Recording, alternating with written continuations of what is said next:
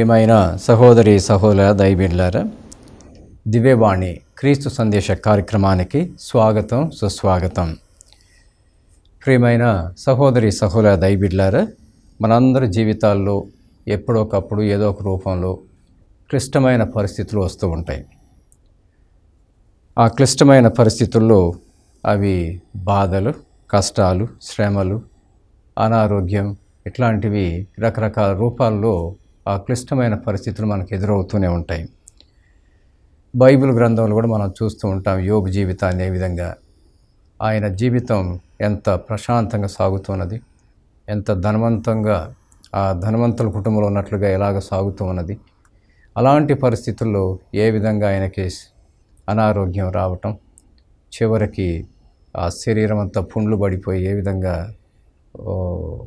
తీవ్రమైనటువంటి బాధల్లో ఉన్నాడు. వాళ్ళ భార్య ఇవన్నీ చూసి దేవుడిని శపించి చచ్చిపోవచ్చు కదా అన్నట్టుగా ఆమె ఎలా చెప్తూ ఉన్నది అనేటటువంటిది. ఇలాంటి క్లిష్టమైన పరిస్థితులు ఏదో ఒక రూపంలో మన జీవితాల్లో కూడా వస్తూ ఉంటాయి. అయితే ఈ క్లిష్టమైన పరిస్థితులు వచ్చినప్పుడు మనం అందరం కూడా జాగ్రత్త పడితే యోబులాగా దేవుని సన్నిధిలో మనందరం కూడా ఒక వెలుగుగా ఉండి ఆయన యొక్క అనుగ్రహాలతో ఏ విధంగా దీవించబడతామనేటటువంటిది. అది కాదు అంటే గనక మన జీవితాలు ఏ విధంగా నాశనం చేసుకుంటాం, ఇతరులతో గొడవలు పడటం, తగాదలు పడటం, ఇక నిందలు అపనిందలు మోపుకోవటం ఇవన్నీ కూడా జరుగుతూ ఉంటాయి.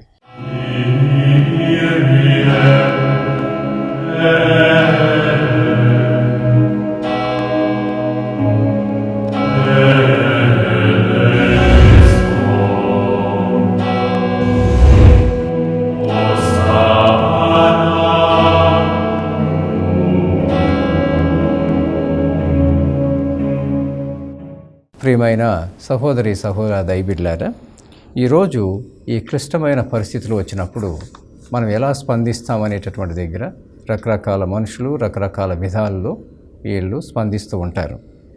ఈరోజు ఊరికి అర్థం చేసుకోవటం కోసం సిఎస్ లూయిస్ గురించి 4 మాటలు చెప్పుకుంటున్నాం. ఇలాంటి క్లిష్టమైన పరిస్థితులు వస్తే జీవితాలు ఏకంగా తారుమారు అవుతాయి అనేటటువంటిది. సిఎస్ లూయిస్ ఆయన ఐర్లాండ్ దేశంలో జన్మించాడు. 1898 సంవత్సరంలో జన్మించాడు. 1963 సంవత్సరంలో మరణించాడు. ఆయన ధనవంతుల కుటుంబం అని చెప్పుకోవచ్చు. వాళ్ళ నాన్న లాయర్, వాళ్ళ మమ్మీ మ్యాథమెటిషియన్, టీచర్. అంతా కూడా చాలా సాఫీగా, అంతా కూడా చాలా చక్కగా జరుగుతున్నటువంటి రోజులు. అనుకోకుండా సిఎస్ లూయిస్ 10 ఏళ్ల ప్రాయంలో ఉన్నప్పుడు వాళ్ళ మమ్మీకి అనారోగ్యం రావటం, ఇక డాక్టర్లు కూడా ఈమె చనిపోతుందని చెప్పటం. ఇక సిఎస్ లూయిస్ చర్చికి వెళ్ళాడు, ప్రార్థన చేసుకున్నాడు, ఇంటికి తిరిగి వస్తున్నాడు. ఆయన ప్రొటెస్టెంట్లుగా జన్మించాడు. ఆయన అలా ప్రార్థన చేస్తూ ఉండగా కూడా వాళ్ళ మమ్మీ చనిపోవడం జరుగుతుంది. వాళ్ళ మమ్మీ చనిపోయిన తర్వాత ఈయనకి ఎక్కడ లేనటువంటి దిగులు. నేను ఎంతగా ప్రార్థన చేశాను, అయినా కానీ మా మమ్మీ చనిపోయింది, దేవుడి ఎదుట నేను ఏ విధంగా ఉన్నానో చూడు అనేటటువంటి దగ్గర అలాగా రోజు రోజుకి దిగజారిపోతూ ఆలోచనలో కూడా వేరే రూపంలో వెళ్తూ ఉన్నాయి. ఇక చిన్న చిన్నగా వాళ్ళ నాన్న ఈ పిల్లలను చదివించుకోవాలని చెప్పి బోర్డింగ్లో పెడితే ఆ బోర్డింగ్లో కూడా అక్కడ పరిస్థితులన్నీ కూడా ఏ విధంగా ఈయన ఎంతో కోపంతో ఎవరిని కూడా పట్టించుకోకపోవటం, చాలాసార్లు గొడవలు వేసుకోవటం, ఇట్లాంటివన్నీ జరుగుతూ ఉన్నటువంటివి. ఇక ఆ రోజుల్లో మొదటి ప్రపంచ యుద్ధం రావటం. ఆ మొదటి ప్రపంచ యుద్ధం వచ్చినప్పుడు ఈయన ఏ విధంగా స్పందించాడు అనే దగ్గరకు వచ్చేలకే ఈయన చిన్నగా ఇక నాస్తికుడు అయిపోయాడు. ఇక ఏది మాట్లాడినా కానీ దేవుడు లేడు, అది ఇది అనేటటువంటి రూపంలో వెళ్ళటం జరుగుతూ ఉన్నది. మరొక వైపు ఈయనకి చాలా టాలెంట్స్ ఉన్నాయి. దేవాది దేవుడానికి ఇచ్చినటువంటి టాలెంటు ఒక రచయితగా, చాలా గొప్ప రచయితగా ఎన్నెన్నో విషయాలు రాస్తూ ఎదుగుతూ వస్తున్నాడు. మరొక వైపు ఆయన జీవితం అంతా కూడా నాస్తికుల్లాగా ఉండటం కూడా జరుగుతూ ఉంది. ప్రియమైన సహోదరి సహోదరులారా, ఏదైనా టాపిక్ వస్తే ఎప్పటికి కూడా ఆ చిన్న ప్రాయంలో 10 ఏళ్ల ప్రాయంలో జరిగిన విషయాలు గుర్తుకొచ్చి మా మమ్మీ చనిపోయింది, దేవుడు ఆమెను కాపాడలేకపోయాడు అనేటటువంటి మాటలతోటే ఎప్పుడు కూడా దిగజారిపోయేటటువంటి చిన్నగా నాస్తికుడు అయిపోయినటువంటి పరిస్థితులు. ఇలాంటి సమయాల్లో ప్రియమైన సహోదరి సహోదరులారా, 1931 సంవత్సరంలో దాదాపు 40 ఏళ్ల వయసులో జేఆర్ఆర్ టాల్కెయిన్ అనేటటువంటి ఆయన కథోలికుడు, ఆయన కూడా ఒక రచయిత. అలాగనే హ్యూగో డైసన్ అనేటటువంటి ఇంకొక ఆయన, వీళ్ళ ముగ్గురు కలిసి మాట్లాడుకుంటూ ఉన్నారు. ఆ మాటల్లో విశ్వాసాన్ని గురించి వచ్చింది. ఈ జేఆర్ఆర్ టాల్కెయిన్ మంచి కథోలికుడు, ఆయన కూడా రచయిత, చాలా విషయాల్లో వెల్ బ్యాలెన్స్డ్గా సమతుల్యం కలిగినటువంటి వ్యక్తిగా వెళ్తున్నటువంటి ఆయన మాటల్లో ఈ విశ్వాసాన్ని గురించి వచ్చినప్పుడు చాలాసేపు మాట్లాడుకున్నారు. ఆ రోజు సిఎస్ లూయిస్ ఈ జేఆర్ఆర్ టాల్కెయిన్ మాట్లాడేటటువంటి విధానాన్ని చూసి ఈయనలో ఏంటి ఇంత విశ్వాసం, ఇంత ధైర్యం, ఇంత సాహసం అనేటటువంటిది, చాలా గొప్పగా యేసుక్రీస్తు ప్రభుని గురించి మాట్లాడుతున్నాడు అనేటువంటి తెలుసుకొని వాళ్ళు అలాగా మాట్లాడుకుంటూ ఒక జంతు ప్రదర్శనశాలకు వెళ్తున్నారు. అక్కడికి వెళ్ళిన తర్వాత ఈయనలో సిఎస్ లూయిస్లో వచ్చిన ఆలోచన ఏంటంటే కనుక, ఈ జంతువులకి నాకు తేడా ఏంటి? ఇప్పటి వరకు నేను ఏదో ఆలోచన చేసుకున్నాను, ఎలాంటిో జీవితం జీవించాలని తపన పడ్డాను, దేవుడు లేడని చెప్పాను, ఇదన్నాను, నేను కమ్యూనిజం ఏథియిస్ట్ అయిపోయాను అనేటువంటి విషయాల్లో ఆయన ఆలోచించేస్తూ ఆ విధంగా మాట్లాడుకుంటూ ఆ జంతు ప్రదర్శనశాలకు వెళ్ళినప్పుడు ఈయనలో ఆ జంతువుకి నాకు తేడా ఏంటి అనేటటువంటి దగ్గర ఆయన ఆలోచించడం మొదలుపెట్టి జీవితాన్ని మార్చుకొని యేసుక్రీస్తు ప్రభు నిజమైనటువంటి దేవుడు అనేటటువంటి తెలుసుకొని చాలా గొప్ప విషయాలు, ఒక 4 ముఖ్యమైన విషయాలు రాస్తున్నాడు. జీవితంలో ప్రేమ 4 రూపాల్లో ఉంటుంది. ప్రేమ అనేటటువంటిది 4 రూపాల్లో ఉంటుంది. చాలాసార్లు మనం అందరం కూడా కుటుంబం అంటే, నా బంధుమిత్రాదులు అంటే ఎంతో ప్రేమతో ఉండాలని తపన పడుతూ ఉంటాం. ఫ్రెండ్స్ అంటే ఎంతో తపన పడుతూ ఉంటాం, వీళ్ళు నా ఫ్రెండ్స్, నా స్నేహితులు అనేటటువంటిది. మూడోది ప్రియమైన సహోదరి సెక్షువల్ లవ్, లైంగిక జీవితం, లైంగిక ప్రేమ అనేటటువంటిది. ఇవన్నిటి ఒకవైపు అయితే ఇంకొక రకమైన ప్రేమ ఏదైనా ఉన్నది అంటే కనుక అది నిజమైనటువంటి love for others and God, పొరుగువారి ప్రేమ, దైవ ప్రేమ అనేటటువంటిది. ఏంటి తేడా ఇక్కడ అంటే కనుక, ఒకటి స్వార్థంతో కూడుకున్నది ఎంతో కొంత, కుటుంబం అంటే ప్రేమ కానీ, స్నేహితులు అంటే ప్రేమ కానీ, అలాగే మన జీవితంలో లైంగిక ప్రేమ అనేటటువంటిదిగా అది ఇంకొక రూపంలో తీసుకువెళ్తూ ఉంటుంది. వీటన్నిటికంటే ఇంకా ముఖ్యమైనటువంటిది ఏది ఆశించకుండా ఇతరుల నుంచి నిస్వార్థమైనటువంటి ప్రేమ. ఈ నిస్వార్థమైనటువంటి ప్రేమ వలన మనం ఏ విధంగా సంఘంలో సహాయం పడేటటువంటి వ్యక్తులుగా తీర్చిదిద్దబడి, వీరు నావారు అని కాదు, వాళ్ళు ఏదో ఆపదలో ఉన్నారు, వాళ్ళతో ఆదుకుంటే బాగుంటుంది అనేటువంటి ఆలోచనలోకి వెళ్ళటం. ప్రియమైన సహోదరి సహోదరులారా, ఈ 4 రకాల ప్రేమల గురించి రాస్తూ దేవుడు పంపిన మన రక్షకుడు యేసుక్రీస్తు ప్రభువు ఎందుకోసం మన కోసం మరణించాడు అనేటటువంటి విషయాల దగ్గర ఆయన చాలా మనసు మార్చుకొని స్వార్థంతో కూడుకున్న ప్రేమ కాదు, నిస్వార్థమైన ప్రేమ దాకా ఎదిగి పొరుగువారి ప్రేమ, దైవిక ప్రేమ అనేటువంటి దీంతో నేర్చుకుంటే ఎంత బాగుంటుంది అనేటటువంటి సత్యాల దాకా వచ్చాడు. ప్రియమైన సహోదరి దైవీడ్లారా, ఈరోజు ఈ వ్యక్తి క్లిష్టమైన పరిస్థితులు అప్పుడప్పుడు జీవితంలో వచ్చినప్పుడు మనం ఎటువంటి జీవిత విధానాన్ని ఎన్నుకుంటున్నాం అనేటటువంటి దగ్గర మనం అందరం కూడా జాగ్రత్తలు తీసుకుంటే ఎలాంటి వ్యక్తులుగా మారుతామనేటటువంటిది, జాగ్రత్తలు తీసుకోకపోతే ఎంత నెగిటివ్గా మనం వెళ్తూ ఉంటాం అనేటటువంటిది తెలుసుకునేటటువంటిది చూపిస్తున్నాడు. ఆ తర్వాత ఆయన రచనలన్నీ కూడా ఇంకొక రూపంలో బయలుదేరుతూ వస్తున్నాయి. ఇంతకుముందు నాస్తికుడిగా ఉండి ఎంతో కొంత కోపతాపాలతో కూడుకున్నటువంటిది, అలాంటి వాతావరణం వెళ్తున్నటువంటిది ఇప్పుడు నిజమైనటువంటి పొరుగువారి ప్రేమ, దైవిక ప్రేమ అంటే ఏంటి అనేటువంటి విషయాల్లో ఇంకా చక్కగా ఎలాగా రాస్తూ ఉన్నాడనేటువంటి మనం చూస్తూ ఉన్నాం. ఇక చిన్నగా ఆయనకి పేరు ప్రఖ్యాతులు రావటం మొదలైంది. ఎన్నో ఉత్తరాలు వస్తున్నాయి. ఈయన ఆ రోజుల్లో మనందరికీ తెలుసు, చాలా ఉత్తరాలే అదే ప్రథమమైనటువంటి విషయం. ఆ ఉత్తరాలు రావటం, ఈయన ఆ ఉత్తరాలు రాసే వాళ్ళకి సమాధానాలు ఇవ్వటంలో చాలా శ్రద్ధ తీసుకునేవాడు. వాళ్ళు ధనవంతుల పేదవాళ్ళ అని కాదు, వాళ్ళు పెద్దవాళ్ళ చిన్నవాళ్ళ అని కాదు, అలాగే వాళ్ళు ధనవంతులు అనేటటువంటి అట్లాంటివన్నీ పక్కన పెట్టి నిజంగా ప్రేమతోటి, నిస్వార్థమైన ప్రేమతోటి చక్కటి సమాధానాలు రాయని తపనతోటి ఆయన రాయటం మొదలు పెడుతూ ఉన్నాడు. ప్రియమైన సహోదరి సహోదర దైవబిడ్డలారా, చిన్న చిన్నగా ఆయన యొక్క జీవిత విధానం ఎక్కడి దాకా ఎదుగుతూ వస్తుందంటే గనక ఆయన పేరు అంతటా మ్రాగిపోయే, అంతటా కూడా వినపడుతున్నటువంటి పరిస్థితులు వచ్చేసినాయి. ఆ రోజుల్లో ఇక ఆయన జీవితం ఎలాగున్నది అంటే గనక ఇక రెండో ప్రపంచ యుద్ధం ఇట్లాంటివి కూడా రావటం మొదలైంది. ఆ రెండో ప్రపంచ యుద్ధం వస్తున్నటువంటి ఆ సందర్భాల్లో ఆయన్ని BBC రేడియో వాళ్ళు పిలవటం, అట్లాగే RAF రేడియో వాళ్ళు పిలవటం, ఇలాగా రకరకాలైనటువంటి ఆ రోజులో ఉన్న పరిస్థితులను బట్టి రేడియో అనగానే అందరూ వినటానికి ప్రయత్నాలు చేస్తూ ఉంటారు. ఆ రోజుల్లో ఆయన ఏ విధంగా BBC న్యూస్ ఆ రేడియోకి, అలాగనే RAF రేడియోకి ఏ విధంగా ఆయన్ని ఆహ్వానిస్తున్నారు, ఏ విధంగా ఆయన చాలా విషయాల్లో ఆయన చేయాల్సినటువంటి విషయాలు ఎన్నెన్నో ఉత్తరాలు వస్తున్నాయి, ఎన్నెన్నో ఆహ్వానాలు వస్తున్నాయి. ఎక్కడెక్కడో ప్రసంగాలు చేయాలి, ఎక్కడెక్కడో రేడియో కార్యక్రమాలు ఇవ్వాలి. ఇలాంటివన్నీ కూడా రావటం వలన ఆయన పేరు ప్రఖ్యాతులు బాగా రావటం ఒకటైతే, మరొక వైపు ఈయన రాసినటువంటి పుస్తకాలు ఎన్నో బాగా సేల్స్ పెరిగిపోయినాయి. చాలా డబ్బులు రావటం మొదలైంది.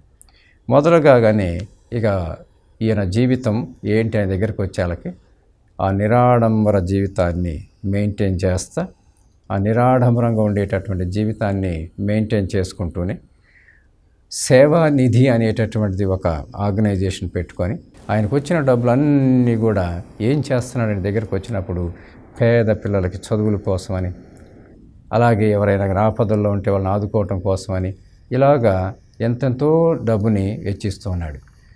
ఒక గొప్ప విషయం ఏంటంటే ఆయనలో ఎంతమందికి సహాయం చేస్తున్నాడనేటటువంటిది మాత్రం బయటికి రానియడు. చాలామంది చెప్పుకుంటూ ఉంటారు, ఆయన నాకు సహాయం చేశాడు, ఆయన నాకు సహాయం చేశాడు. అస్సలైన డీటెయిల్స్ ఏంటి ఆయన దగ్గరికి వచ్చేళ్ళకి మనందరికీ తెలుసు. ఈ రోజుల్లో ఒక పైసా సహాయం చేస్తే ఏదో చేసామని గొప్పలు చెప్పుకుంటూ ఉంటారు. కానీ ఈయన మాత్రం ఆ రూపంలో వెళ్లకుండా ఏ విధంగా నిరాడంబరంగానే ఉంటూ ఎంతోమందికి ఎలా సేవ చేస్తున్నాడనేది మనం చూస్తున్నాం. ప్రియమైన సహోదరి సహోదర దైవబిడ్డలారా, ఆ రోజుల్లో రెండో ప్రపంచ యుద్ధం రావటంతో ఇక మనకు తెలుసు ఎన్నెన్నో బాంబులు పడుతున్నాయి ఇంగ్లాండ్లో కూడా. ఆయన అలాంటి రోజుల్లో చాలామంది పిల్లల పాపం తల్లిదండ్రులు చనిపోయి కానీ ఇది కానీ ఎన్నెన్నో జరుగుతూ ఉన్నాయి.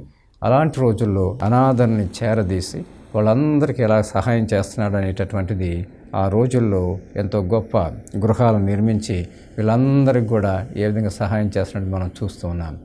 ప్రియమైన సహోదరి సహోదర దైవబిడ్డలారా, ఈరోజు మనం అందరం కూడా క్లిష్టమైన పరిస్థితులు వస్తుంటే ఎలాగుంటుంది మన జీవితం అనే దగ్గర ఈరోజు మనం 4 మాటలు చెప్పుకుంటున్నాం.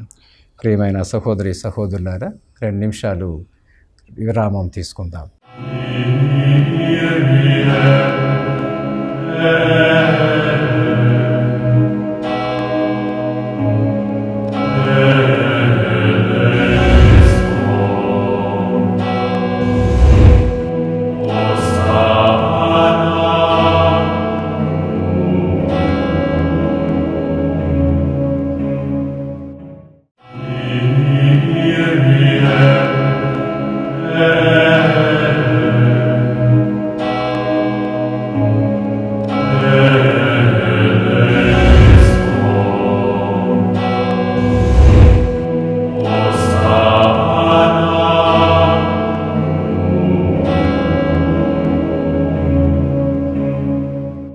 ప్రియమైన సహోదరి సహోదర దైవబిడ్డలారా, దివ్యవాణి క్రీస్తు సందేశ కార్యక్రమానికి స్వాగతం, సుస్వాగతం.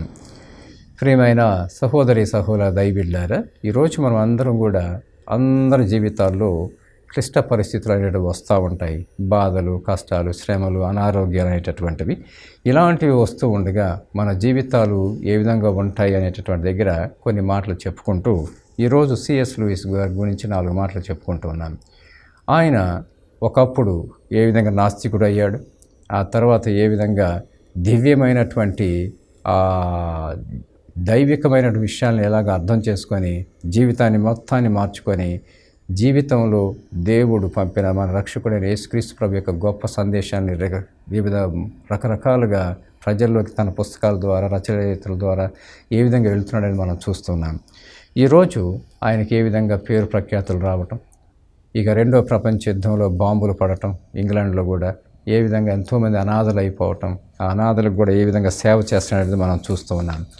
ప్రియమైన సహోదరి దైవబిడ్డలారా, ఇంకొక విషయం, ఆయన 10 ఏళ్ల ప్రాయంలో ఉన్నప్పుడు వాళ్ళ మమ్మీ చనిపోతే ఆ సమయంలో ఆయన జీవితం అంతా కూడా ఏ విధంగా ఇక తట్టుకోలేనటువంటి పరిస్థితుల్లోకి వెళ్ళిపోయినట్టుగా నాస్తికుడు దాకా ఎలా వెళ్ళిపోయాడు. ఆ తర్వాత ఆయన 1966 సంవత్సరంలో ఒక ఆమెకి క్యాన్సర్ ఉంది అని తెలిసి కూడా ఆమె చనిపోతుంది అని తెలిసినా కూడా ఆమె ఒక అనాథ అని తెలిసి ఆమెను వివాహం ఆడటానికి ఎలా ముందుకు వెళ్తున్నాడు, ఆమెను ఏ విధంగా పెళ్లి చేసుకోవడానికి వెళ్తున్నాడు, ఆమె త్వరలో చనిపోద్దని తెలిసి కూడా ఆమెకు అండగా దండగా ఉండటం కోసం ఏ విధంగా ఆయన వివాహం చేసుకునేటువంటి చరిత్ర చూపిస్తూ ఉంటుంది. ఆమె పాపం 4 సంవత్సరాలు చనిపోతుంది. అయినా కానీ ఆయనలో ఉన్నటువంటి విషయం ఏంటంటే గనక తన జీవితాన్ని దేవుడి వైపుకు మరల్చుకొని ఎక్కడ దాకా ఎదిగాడు అనేటటువంటిది మనం చూస్తూ ఉన్నాం.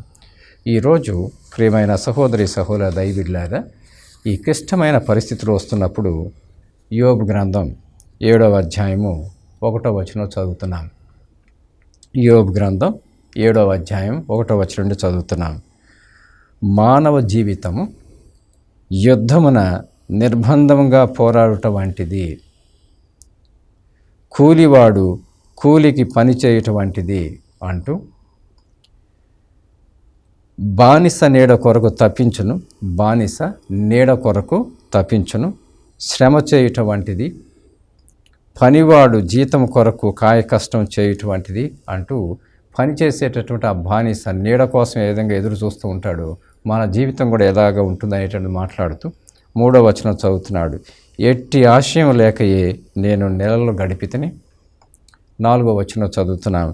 నేను పరుండినప్పుడు పగలు ఎప్పుడు వచ్చునా అనుకొందును, తిరిగి పడక నుండి ఎప్పుడు లేచిదనా అనుకొందును అంటూ ఆయన యొక్క అనారోగ్యంలో అలాగా ఏ విధంగా ఆయన నిజంగా తన జీవితం సాగుతుందనేది చెప్తున్నాడు. 5వ వచనం చదువుతున్నాం. నా శరీరం అంతా పుండ్లు లేచి పురుగులు పడినవి, నా చర్మము పగిలి చీము కారుచున్నది అంటున్నాడు. తన యొక్క జీవితంలో ఆ అనారోగ్యం అనేటటువంటిది ఎక్కడ దాకా వెళ్ళిందంటే కనుక శరీరం అంతా కూడా పుండ్లు పడి పురుగులు పడుతున్నట్టుగా ఎట్లా ఉంది అనేది, చర్మము పగిలి చీము కారుతున్నది అంటూ ఎలా చెప్తున్నాడు. 6వ వచనంలో చదువుతున్నాం. నా రోజులు నేతగాని నాడి కంటే వేగంగా పరుగుడుచున్నవి, అవి నాకెట్టి ఆశయం మిగల్చకుండానే వెడలిపోవచ్చున్నవి. ప్రభు, నా జీవితము శ్వాస వలె క్షణికమైనది, నా కన్ను ఇక మేలును చూడజాలదు అంటూ తనలో ఉన్నటువంటి అనారోగ్యాలను బట్టి ఏ విధంగా బాధపడుతున్నాడు అనేది మనం చూస్తున్నాం. ప్రియమైన సహోదరులారా, ఆయన కష్టబాధలు తెలుసుకోవాలంటే యోబు గ్రంథం చదువుతూ ఉంటే గనక ఒకప్పుడు ఎంత గొప్పవాడు, ధనవంతుడు, పిల్ల జల్ల ధనంతోటి, ఓడలతోటి, మేకలు గొర్రెలు అన్నీ పెట్టుకొని ఎంత గొప్పవాడుగా ఉన్నాడు. తర్వాత ఏం జరిగింది, చివరికి అనారోగ్యాలు ఈ విధంగా ఆయన వెంటాడుతూనేటటువంటిది. అయినా కానీ చాలా గొప్ప వాక్యాలు ఆ గ్రంథంలో మనం చదువుతాం. యోబు గ్రంథం 19వ అధ్యాయము 25వ వచనం చదువుతున్నాము. నా విమోచకుడు సజీవుడుగా ఉన్నాడని ఆయన కడన భూమి మీద నిలిచి తీరునని నేను ఎరుగుదును అంటున్నాడు. నా విమోచకుడు సజీవుడుగా ఉన్నాడని ఆయన కడన భూమి మీద నిలిచి తీరునని నేను ఎరుగుదను. 26వ వచనం చదువుతున్నాము. నా దేహం క్షీణించిపోయిన ఈ శరీరంతోనే నేను ప్రభువును దర్శింతును అని ఎంత గొప్ప ఆశా దృక్పథంతో ఎదురు చూస్తున్నాడేటటువంటి. ఒకవైపు ఎంత హీనమైన స్థితిలో ఉంది ఆయన శరీరం, మరొక వైపు ఎంత గొప్పగా మాట్లాడుతున్నాడు. నా దేహం క్షీణించిపోయిన ఈ శరీరంతోనే నేను ప్రభువుని దర్శింతును అంటున్నాడు. ఇక 23వ వచనం 24వ వచనం చాలా గొప్ప వాక్యాలు. ఎవరైనా నా ఈ పలుకులను గ్రంథమున వ్రాసి ఉంచినచో ఎంత బాగుండును. ఎవరైనను నా ఈ పలుకులను గ్రంథమున వ్రాసి ఉంచినచో, లేదా వాణ్ణి ఉలితో రాతిపై చెక్కి పదిలపరిచినచో ఎంత బాగుండును అంటున్నాడు. తన జీవితాన్ని నెమరవేసుకుంటూ ఒకవైపు బాధలు, చివరికి సొంత భార్య ఏందయ్యా నీ బతుకు, దేవుని శపించి చచ్చిపో అన్నట్టుగా మాట్లాడుతూ ఉంటే, మరొక వైపు ఈయన ఈ అనారోగ్యాల నుండి బాధపడుతూ చివరికి ఎక్కడ దాకా వెళ్తున్నాడు అనే దగ్గరకు వచ్చేలకి, ఎవరైనా నా ఈ పలుకులను గ్రంథమున వ్రాసి ఉంచినచో, లేదా వాని ఉలితో రాతిపై చెక్కి పదిలపరిచినచో ఎంత బాగుండును అంటూ, నా ఈ నశించిపోతున్న శరీరంతో ఈ కళ్ళతోటి నేను దేవుడిని దర్శించుకుందును అన్నట్టుగా ఎలా వెళ్తున్నాడు. ప్రియమైన సహోదరి దైవబిడ్డలారా, ఈరోజు మనం ఈ వాక్యాలు వింటూ ఉండగా కొరింథీయులకు రాసిన మొదటి లేఖ 9వ అధ్యాయంలో చదువుతున్నాం. 19వ వచనంలో పునీత పౌలుడు అంటున్నాడు, నేను స్వతంత్రుడను, ఎవరికిని దాసుడున కాను, కానీ ఇంకా ఎక్కువ మందిని సంపాదించుకొనుటకు అందరికీ నన్ను నేను దాసునిగా చేసుకొనుచున్నాను. విశ్వాసమున బలహీనులకు వ్యక్తులతో ఉన్నప్పుడు వారిని సంపాదించుకొనుటకై వారిలో ఒకరినైతేనే. కనుక నేను కొందరినైనను ఏ విధంగానైనా రక్షింపగలుగుటకు గాను అందరి కొరకు అన్ని విధములుగా మారితిని అవుచున్నాను అంటున్నాడు. ప్రియమైన సహోదరి దైవబిడ్డలారా, 23వ వచనం ఇంకా గొప్ప వాక్యం. సువార్త దీవెనలో పాలు పంచుకొనుటకు గాను సువార్త కొరకై నేను ఇది అంతయు చేయుచున్నాను అంటున్నాడు. ప్రియమైన సహోదరి దైవబిడ్డలారా, ఈరోజు ఈ వాక్యాలు వింటూ ఉండగా మనందరం కూడా నేర్చుకోవాల్సిన కొన్ని విషయాల్లో ఈరోజు సిఎస్ లూయిస్ ఎలా మారాడు అన్న దగ్గరకు వచ్చినప్పుడు, జేఆర్ఆర్ టోల్కియన్ ఆయన కథోలికుడై ఉండి విశ్వాసంలో బలంగా ఉండి ఇలాంటి నాస్తికుడిని కూడా ఏ విధంగా మార్చాలనేటటువంటి దగ్గర ఏ విధంగా తన యొక్క మాటల ద్వారా మార్చాడనేది మనం చూస్తున్నాం. ఆ తర్వాత సిఎస్ లూయిస్ మారిపోయి మనసును మార్చుకొని నాస్తికత్వం నుండి బయటికి వచ్చేసేసి ఆయన దేవుడి యందు విశ్వాసాన్ని పెంచుకొని ఎంత గొప్ప కార్యాలు చేయడానికి ముందుకు వెళ్తున్నాడని మనం చూస్తున్నాం. అంతేకాదు ఆ సువార్త దీవెనలు అనేటటువంటి చాలా ముఖ్యమైన విషయం. ఈరోజు యోబు గారు ఎంత చక్కగా ఒకవైపు అంత బాధల్లో కష్టాల్లో ఆ పుండ్లతోటి ఏ విధంగా బాధపడుతున్నాడు, మరొక వైపు నేను ఈ నశించిపోతున్న శరీరంతోనే దేవుడిని తప్పకుండా దర్శించుకోననే విశ్వాసంలో వెళ్తున్నాడు. ఈరోజు సిఎస్ లూయిస్ తన యొక్క అనైతికంగా ఉన్నటువంటి ఆ జీవిత విధానాన్ని ఎలాగ వదిలేసేసాడు, నిజమైనటువంటి దైవికమైన విశ్వాసానికి ఎలా వచ్చి 4 రకాల ప్రేమలు అని చెప్పి నిస్వార్థమైనటువంటి ఆ ప్రేమ అనేటటువంటిది ఈ విధంగా సువార్త దీవెనలు పంచుకొనటంలో మనందరం కూడా ఒకరికి ఒకరు ఇలా సహాయం చేసుకోవటం వెళ్తూ ఉంటే గనక ఆ కష్టాల్లో బాధల్లో శ్రమల్లో పాపం తలమునకలు అయిపోతున్న వారికి ఏదో ఒక రూపంలో మరీ ముఖ్యంగా వాళ్ళు ఏ విధంగా లేపగలము అనేటటువంటి దగ్గర మనము మరీ ముఖ్యంగా నేర్చుకోవాల్సినటువంటిది ప్రార్థన అనేటటువంటిది ఏంటి అనేటటువంటి దగ్గర మనందరం కూడా ప్రార్థనా జీవితాన్ని నేర్చుకోవడం. అదే మార్కు శుభవార్త 1వ అధ్యాయం 35వ వచనం చదువుతున్నాం. యేసయ్య వేకువజామున లేచి ఒక నిర్జన ప్రదేశంలోకి పోయి ప్రార్థన చేయ ఆరంభించను. సిమోను అతని సహచరులు ప్రభుని వెతుకుచూ వెళ్ళి ఆయన కనుగొని అందరూ మేము వెతుకుచున్నారు అని చెప్పారు.